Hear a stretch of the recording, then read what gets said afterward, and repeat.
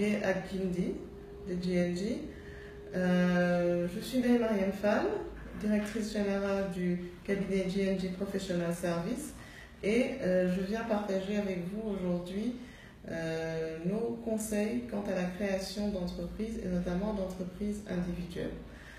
Alors, nous voyons que dans l'écosystème, il y a beaucoup de bouillonnement, beaucoup de porteurs de projets, d'entrepreneurs qui souhaitent se lancer, mais est-ce qu'ils ont tous la bonne information pour démarrer correctement leur activité?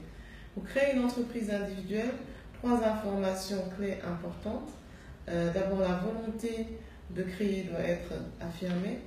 Ensuite, vers quelle structure doit-on se tourner pour cette création? Et enfin, quels documents fournir dans le cadre de cette création d'entreprise? Premier point, la volonté de créer l'entreprise. Alors, c'est bien d'avoir un projet, de vivre de ce projet et de l'alimenter, mais il est important, avant de se lancer, quand même de tester ce projet, de voir s'il est viable et d'essayer de voir autour de soi si le public cible répond bien aux besoins auxquels vous souhaitez répondre et s'il est intéressé par le service ou le produit que vous proposez.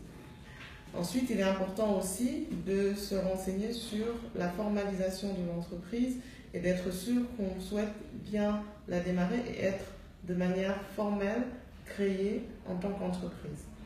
Si on est sûr de ces 2 points-là, nous pouvons passer à la deuxième étape qui est en fait de se rendre à l'APIX ou parfois la chambre de commerce dans d'autres régions du Sénégal où se déroule l'ensemble des démarches en fait de création d'entreprises individuelles. Comment faire? Se présenter sur place et demander aux agents de l'APIX, en leur fournissant les documents requis, de réaliser pour votre compte les différentes formalités. Que faut-il fournir? Eh bien, 2 copies de sa carte nationale d'identité, un extrait de casier judiciaire de moins de 3 mois, un certificat de résidence. Si vous êtes marié, il faudra présenter le certificat de mariage et 2 timbres fiscaux d'une valeur de 2 000 francs chacun. En plus de ça, il y a quelques frais d'un montant global de 34 000 si vous n'avez pas de nom commercial et de 44 000 si vous avez un nom commercial. Bien sûr, si vous êtes étranger, on vous demandera votre passeport à la place de la carte d'identité et le casier judiciaire de votre pays d'origine. Il faut noter qu'il n'y a pas lieu de constituer un capital social minimum pour créer une entreprise individuelle. Il s'agit juste des frais que j'ai déjà cités qu'il faudra fournir.